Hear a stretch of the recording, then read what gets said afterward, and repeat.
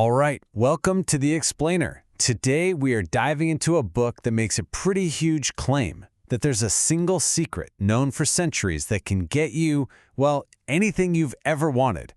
So let's pull back the curtain and see what it's all about. And let me just ask you this, right off the bat. What if one single secret could give you everything you've ever dreamed of? I mean everything. Total happiness, amazing health, all the money you need. What if you had the power to get the perfect house, land that dream job, or even find your soulmate? Rhonda Byrne's book, The Secret, doesn't waste any time. It comes right out and says, this is the great secret of life. And look, according to the book, this isn't some new age trend or a passing fad. No, this is the big one, a timeless, universal law that's been around forever. So what is this great secret? It all boils down to one thing: the law of attraction.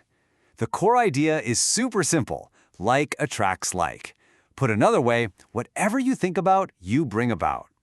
The book says your thoughts aren't just little things floating around in your head, they're real, creative forces that shape your life. And here's where it gets really interesting. The book argues this is nothing new. In fact, it claims this secret was known and used by some of the greatest minds in all of history. We're talking about people like Plato, Newton, even Einstein.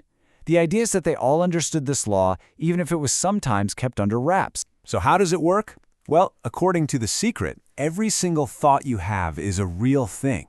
It's a force, and each thought has its own unique frequency. Think of it like this: your thoughts are literally magnetic, and they're constantly sending out signals into the universe. And that idea is really the core engine of the whole thing. If your thoughts are magnets, then you're basically a broadcasting station sending out the signal of what your reality should look like. To make this easier to grasp, the book uses a really powerful analogy. I want you to imagine you are a human transmission tower. Yeah, like a TV tower, but way, way more powerful than any we have on Earth. Your thoughts are what create the frequency you're broadcasting on. And the universe, it's like this cosmic receiver that picks up your signal and sends back pictures on that same frequency.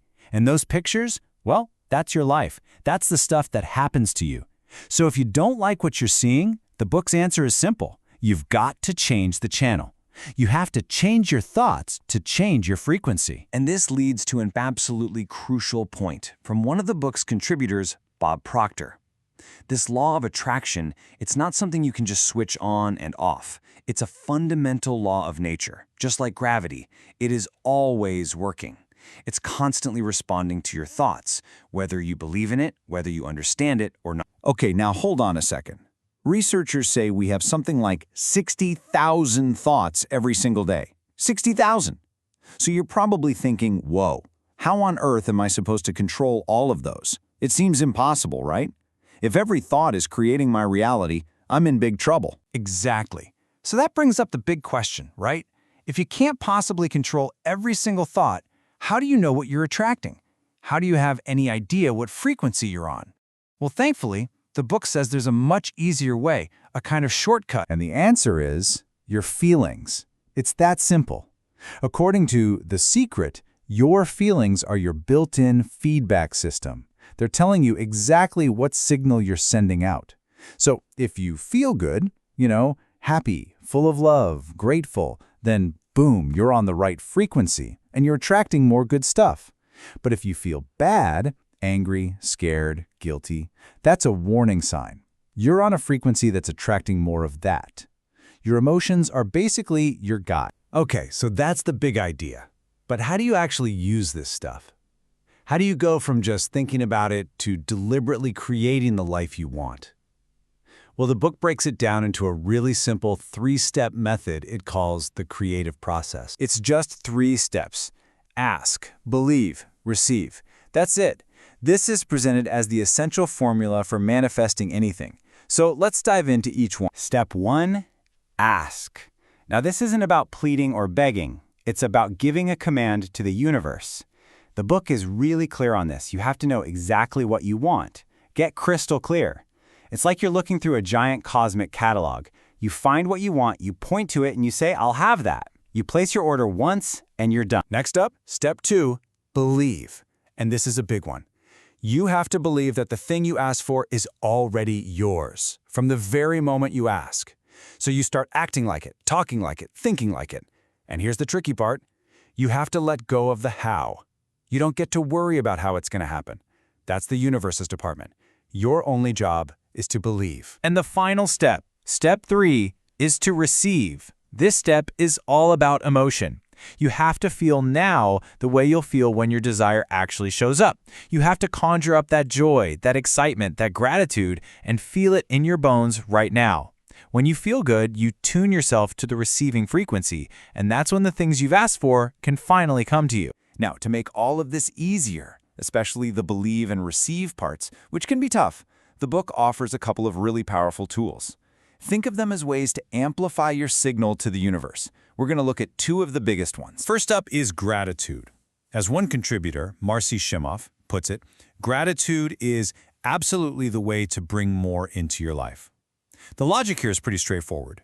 When you start focusing on and being thankful for what you already have, you send out this powerful signal of, I have enough, I have plenty. And the law of attraction, according to the book, just says, oh, you like having stuff to be grateful for? Here's some more. The other big tool is visualization. But there's a really important catch here that the book emphasizes. It's not just about making pretty pictures in your head. That's part of it, for sure. But the real juice, the real power, comes from generating the feeling of having it now. The mental movie is one thing, but the emotion behind it, that's what actually does the heavy lift. And to really drive this home, the book shares this incredible story from John Assaraf. Back in 1995, he creates a vision board, and on it he puts a picture of his absolute dream home. Then life happens. He moves, the board gets packed away in a box, and 5 years go by. One day, he's in his new house, and his little son finds one of the old boxes. He opens it up, and there's the vision board, with a picture of the exact house they were living in. He was living in his dream home and didn't even realize he'd manifested it. The story suggests the universe just worked behind the scenes to make it happen. So when you put all these pieces together, your thoughts being magnets, your feelings being the guide, this 3-step process, The Secret builds to a really profound and honestly pretty mind-blowing conclusion about who you are and what your role is in the universe. And this is probably the biggest, most powerful claim in the entire book. It says you are not just some passenger along for the ride. You are the creator of your life. In the book's own words, you are God in a physical body. That you are the creator, and what you're creating is you. This whole philosophy is designed to completely reframe how you see yourself. The book's view is that this physical body, the person you see in the mirror, that's just the tip of the iceberg, like 1% of who you are. The other 99%, that's pure energy, pure spirit, an unlimited being. And if that's true, it means your power isn't defined by your body or your current situation at all. Which brings us to the final and most important question. The book basically puts the pen in your hand. It says you are the author, you are the artist. So if all of that is true, what story are you going to write?